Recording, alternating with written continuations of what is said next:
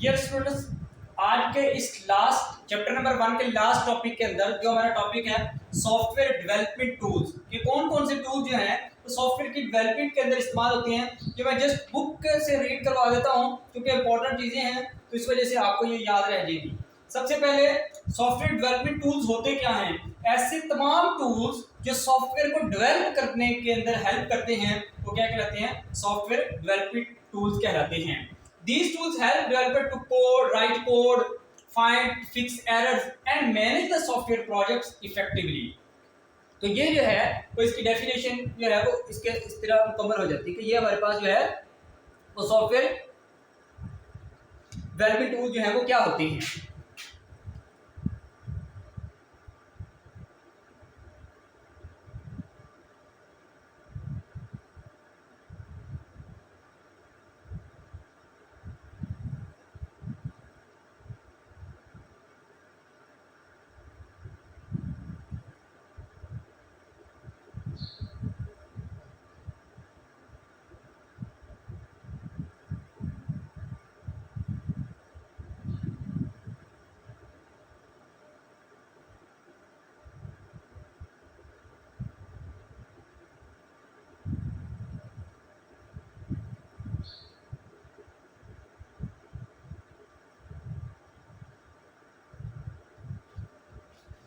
फिर उसके बाद हमारे पास आ जाते हैं लैंग्वेज एडिटर्स। क्या होते हैं? Language editors are also known as code editors, मतलब कि लैंग्वेज एडिटर जो है जो कि कोड को एडिट करने के लिए इस्तेमाल होते हैं। Help developer to write and edit code in different programming languages.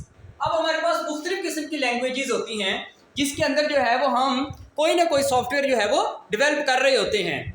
अब जब हम हर एक लैंग्वेज का अपना एडिटर होगा या बाद में जाकर हम IDE भी इसको बोलेंगे, integrated development environment. Developer write and edit code in different programming languages. The purpose of language editor is to use to provide a user friendly interface, ताकि यूजर को फ्रेंडली इंटरफेस मिल सके और वो अच्छे तरीके से कोडिंग कर सके। For example Notepad++, a simple way to powerful code editor है, ये मतलब कि एक कोड एडिटर है जो इस्तेमाल कर सकते हैं। Sublime Text known as for its speed and ease of use, ये एक कोड एडिटर है।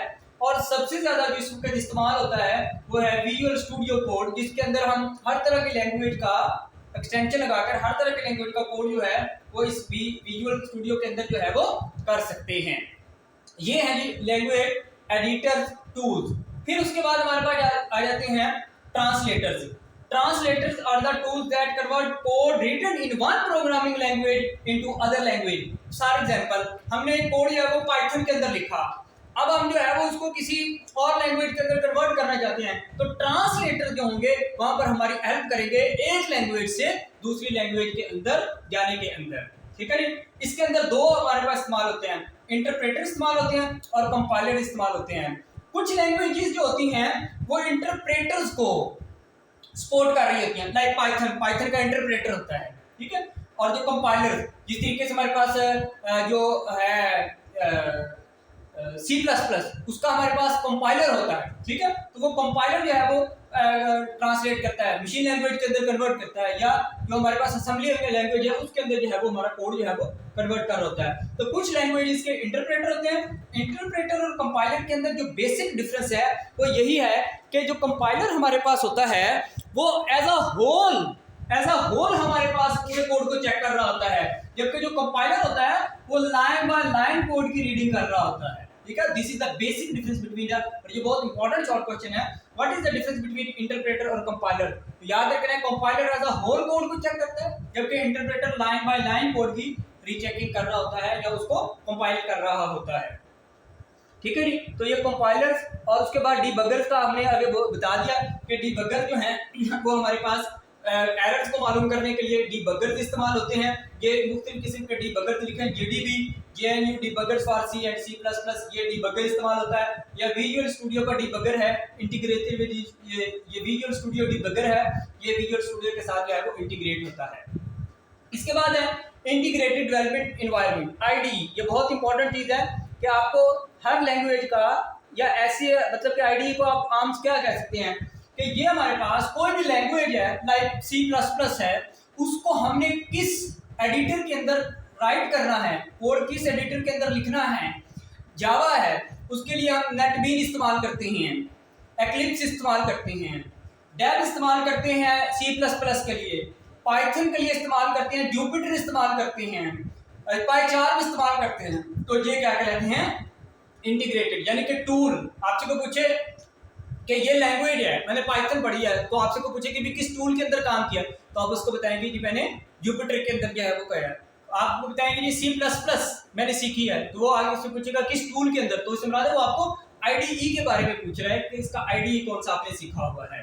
तो बहुत सारे आईडी, कॉमन आईडीज एक्लिप्स के लिए widely use for Java development, ये जावा के लिए एक्लिप्स इस्तेमाल होता है। विजुअल स्टूडियो हर तरह की लैंग्वेज के लिए इस्तेमाल होता है, dot net C plus plus developers के लिए आमतौर पर ये विजुअल स्टूडियो इस्तेमाल होता है।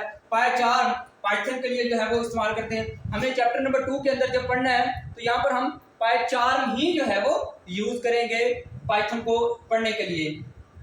इसके बाद जो है वो हमारे पास एट द एंड बहुत सारे ऑनलाइन प्लेटफॉर्म भी होते हैं और ऑफलाइन भी प्लेटफॉर्म होते हैं।